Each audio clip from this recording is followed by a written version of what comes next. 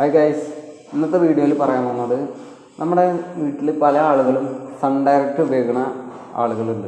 അപ്പോൾ sun direct ഉപയോഗിക്കുന്ന ആളുകൾക്ക് അവരുടെ റീചാർജ് നമ്പർ പല ആളുകളും മറന്നു പോണൊരു കാര്യമുണ്ട്. പല ആളുകളും അത് ചോദിക്കാറുണ്ട്. നമ്മൾ സർവീസിനൊക്കെ പോകുമ്പോൾ ചോദിക്കാറുണ്ട്, റീചാർജ് നമ്പർ എങ്ങനെ മറന്നുപോയി എന്നുള്ള പ്രശ്നങ്ങളൊക്കെ പറയാറുണ്ട്. അപ്പോൾ അത് പറയണതുകൊണ്ടാണ് ഇങ്ങനെ ഒരു വീഡിയോ ചെയ്യുന്നത്. അപ്പോൾ അത് പല ആളുകളും സെറ്റ് ബോക്സിൽ ഇവിടെ ഇങ്ങനെ CDS നമ്പർ എന്ന് എഴുതി കാണിക്കും. അപ്പോൾ നോക്കിക്കഴിഞ്ഞാൽ CDS നമ്പർ ഇവിടെ ഇങ്ങനെ ഉണ്ടാവും. ആ നമ്പർ വെച്ചിട്ടാണ് പല ആളുകളും റീചാർജ് ചെയ്യാറ്. എന്നാൽ സെറ്റ് ബോക്സിൽ ഈ സംഭവം മാഞ്ഞു പോയി കഴിഞ്ഞാൽ നമുക്കത് എടുക്കാൻ അറിയില്ല പല ആളുകൾക്കും.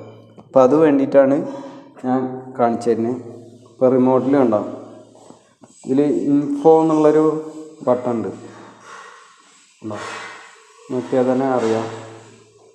ഈ ഒരു ബട്ടൺ പ്രസ് ചെയ്ത് കഴിഞ്ഞാൽ 2 വട്ടം പ്രസ് ചെയ്യണം. അപ്പോൾ നമുക്ക് ഇതിൽ സ്ട്രെങ്ത്തും ക്വാളിറ്റിയൊക്കെ കാണിക്കണ ഒരു സിഗ്നലിൻ്റെ ഒരു ബാർകോഡ് വരും. അപ്പോൾ ആ ഒരു ഇതിൽ തന്നെ CDS നമ്പർ പറഞ്ഞിട്ട് അവിടെ റീചാർജ് നമ്പർ കാണിക്കുന്നുണ്ട്.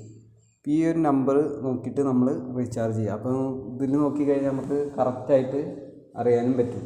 മറ്റേ ഇതിൽ മാഞ്ഞു പോയിട്ടുണ്ടെങ്കിൽ നമുക്കൊരു ഡൗട്ട് ഉണ്ടാവും, അയ്യോ ഇത് നമ്പർ മാറുമോ അങ്ങനെയുള്ളൊരു പ്രശ്നം ഉണ്ടാവും.